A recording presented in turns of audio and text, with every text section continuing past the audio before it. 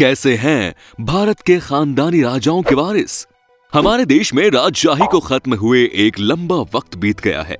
हालांकि राजा महाराजाओं, शाही सुल्तानों के दौर की निशानियां आज भी बाकी हैं। उसके साथ ही राजशी खानदानों से जुड़े वारिस आज भी हमारे समाज में मौजूद हैं। ये और बात है कि हम उनके नाम से भी परिचित नहीं हैं। तो क्या आप जानना चाहेंगे भारत के वो राजघराने जिन्होंने कभी विदेशियों को भी धूल चटाई थी, आज उनके वारिस किन हालातों में जी रहे हैं? तो बने रहिए वीडियो में हमारे साथ अंत तक।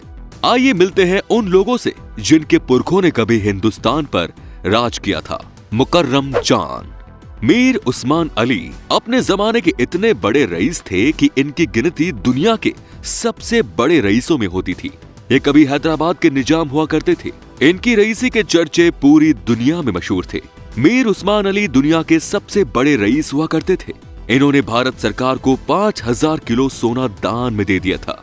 आप इसे किस्मत का खेल ही कह सकते हैं कि इतने बड़े रईस आदमी का पोता मुकर्रम जान आज बहुत ही गरीबी और मुश्किलों से भरे दिन गुजार रहा है। साल 1967 में जब मीर उस्मान अली का देहांत हुआ तो उसके बाद उनके पोते मुकर्रम जान को गद्दी पर बैठाया गया। मुकर्रम जान की फैमिली की लाइफ बड़े आराम से गुजर रही थी, लेकिन साल 1990 में जैसे ही सरकार ने इनकी प्रॉपर्टी को अपने कब्जे में लिया, इनके बुरे दिन शुरू हो गए। और इतने बुरे दिन आ गए कि अपनी बची कुची कीमती चीजों को बेचकर इन्हें अपना घर चलाना पड़ा। आज के दौर में मुकर्रम जान तुर्की के इस्तांबुल शहर में एक आम इंसान की जिंदगी गुजार रहे हैं। क्या कभी किसी ने सोचा था कि वो इंसान जो दुनिया का कभी सबसे अमीर आदमी हुआ करता था, उसके बाद उसकी गद्दी पर बैठने वाले उसके पोते को अपने जीवन में इतने बुरे दिन देखने पड़ेंगे? बस अगर आप इस चैनल पर पहली बार आए हैं दोस्तों, तो हमारे इस चैनल को सब्सक्राइब जरूर कर दीजिए और बेल आइकन को दबा दीजिए ताकि आने वाली वीडियोस की नोटिफिकेशन आपको मिलती रहे। अब है सुल्ताना बेगम। ये बहादुर शाह जफर के परपोते बेदार बख्त की बेगम है। 1980 में मिर्जा बेदार बख्त के देहांत के बाद से वो काफी तंग हाल से जिंदगी जी रही है। ये अपने बच्चों के साथ कोलकाता के एक बाजार में चाय की दुकान चलाती है और वहीं नजदीक किराए के मकान में रहती है। बहादुर शाह जफर के परपोते की बेगम होने की हैसियत से सुल्ताना बेगम को रहने के लिए सरकार की तरफ से एक मकान भी दिया गया, लेकिन 1983 में ये मकान वापस ले लिया गया। तब से लेकर अब तक वो किराए के मकान में रह रही है। टीपू सुल्तान। अंग्रेजों की इंडिया कंपनी जब भारत में पैर पसार रही थी, तब दक्षिण भारत में मैसूर रियासत से उसे कड़ी टक्कर मिली।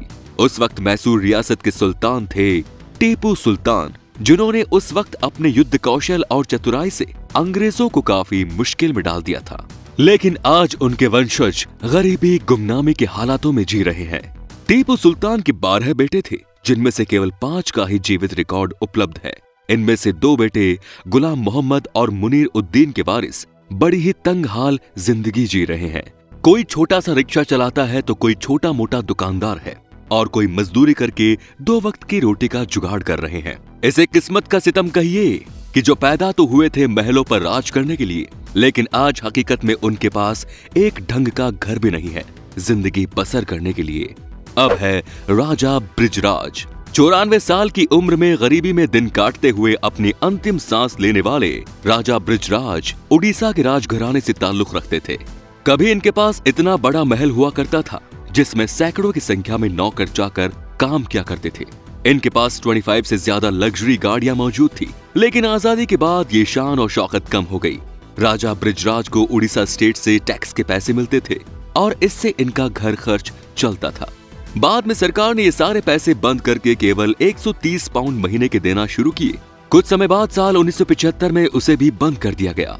मजबूरी में राजा बृजराज को अपनी पुश्तैनी हवेली केवल 900 पाउंड में बेचनी पड़ी, वो भी इसलिए ताकि वो अपना घर चला सके। लेकिन ये पैसे भी ज्यादा दिन नहीं टिक सके। हालात बद से बदतर होते चले और उन्होंने 30 साल एक कच्चे मकान में बड़ी गरीबी के हालात में गुजारे। साल 2015 में वो इन्हीं हालातों से स्ट्रगल करते हुए इस दुनिया से चले गए। तो दोस्तों, ये वीडियो अगर आपको पसंद आ रहा है तो इसे लाइक कीजिए और अपने दोस्तों के साथ शेयर कीजिए। उम्मीद करते हैं कि इस वीडियो को कम से कम 1000 लाइक्स तो जरूर मिलेंगे। अब है जियाउद्दीन तूसी। बहादुर शाह जफर की छठी नस्ल से उनके वारिस जियाउद्दीन तूसी है, जो आज किराए के मकान पर रहने पर मजबूर है। इनके साथ इनके 2 बेटे भी रहते हैं। हालांकि उन्होंने सरकार से वजीफे की मांग कई बार की है, शाही राजघरानों का वंशज होने के नाते उन्होंने मासिक पेंशन की मांग की है, मगर अब तक की हासिल आई शून्य है। सुप्रीम कोर्ट में हलफनामा भी दायर किया हुआ है, लेकिन इन तमाम कोशिशों का उनके लिए कोई पॉजिटिव रिजल्ट नहीं निकला। उन्होंने इस बात की याचिका भी दायर की है कि मुगलों ने जो इमारतें बनाई है वो मुगलों के वारिसों को सौंप दी जाए। वैसे आपको क्या लगता है, क्या सरकार को ऐसा करना चाहिए? वो तमाम ऐतिहासिक इमारतें जिन पर ये दावा कर रहे हैं कि मुगलों ने बनवाई है, वो सब मुगलों को सौंप देना चाहिए।